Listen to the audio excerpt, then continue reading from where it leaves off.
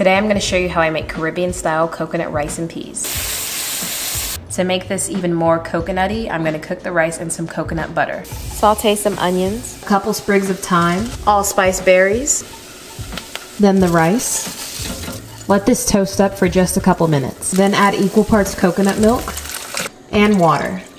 A little bit of salt, then bring this to a simmer. Cover and let this cook for about 15 minutes over low heat. These are pigeon peas that are par cooked. You can also do this with red kidney beans. Halfway through cooking, add in the pigeon peas. You can add them in earlier, but I don't like mine to be mushy. Cook until all the water's evaporated. This should take another 10 to 15 minutes. Turn off the heat and let this continue to steam for another 5 minutes. Then fluff it up. The perfect side dish for any meal. Welcome to part 133 of making one dish from every country. Today I chose St. Vincent and the Grenadines and I decided to make curry goat. So I had a hard time picking a dish for St. Vincent since so much of the food that's really eaten in the Caribbean is shared amongst the different countries, and curry goat is no exception. Despite there being a lot of common foods, every country makes theirs slightly different, so how curry goat is made here in St. Vincent differs from how it's made, let's say, in Trinidad or even in Jamaica, to give a few examples. But regardless of how it's made, this is a really easy dish to make. You can serve it with rice, but I ate mine with roti instead, and at the end of the day, this was my final result. It was super easy to make and tasted absolutely delicious, and I would highly recommend trying it out.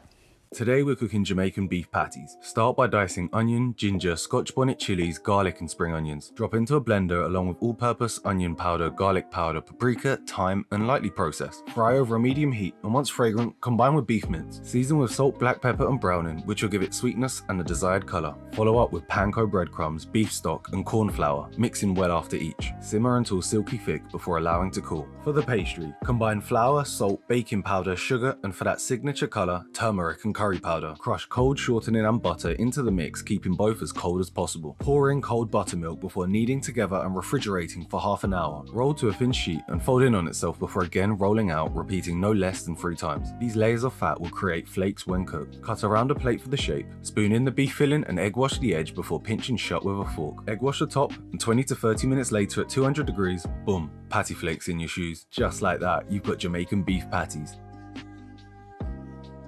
My husband taught me how to make the chicken brown stew, so I thought I'd pass on the knowledge. It's actually quite easy. So those are the ingredients you need, and then you're just going to actually allow the chicken to cook on its own, and you just add peppers at the end. Alright, let's make some jerk chicken wings and the marinade from scratch. For the dry ingredients, we got some salt, pepper, ginger, cinnamon, nutmeg, allspice, and brown sugar.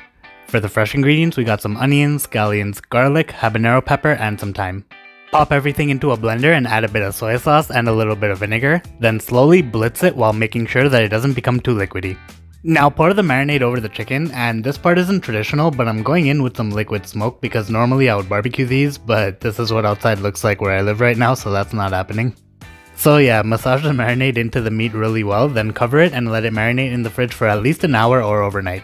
And while it's marinating, pour yourself a drink, because in my mind, good food always requires a good drink, so cheers.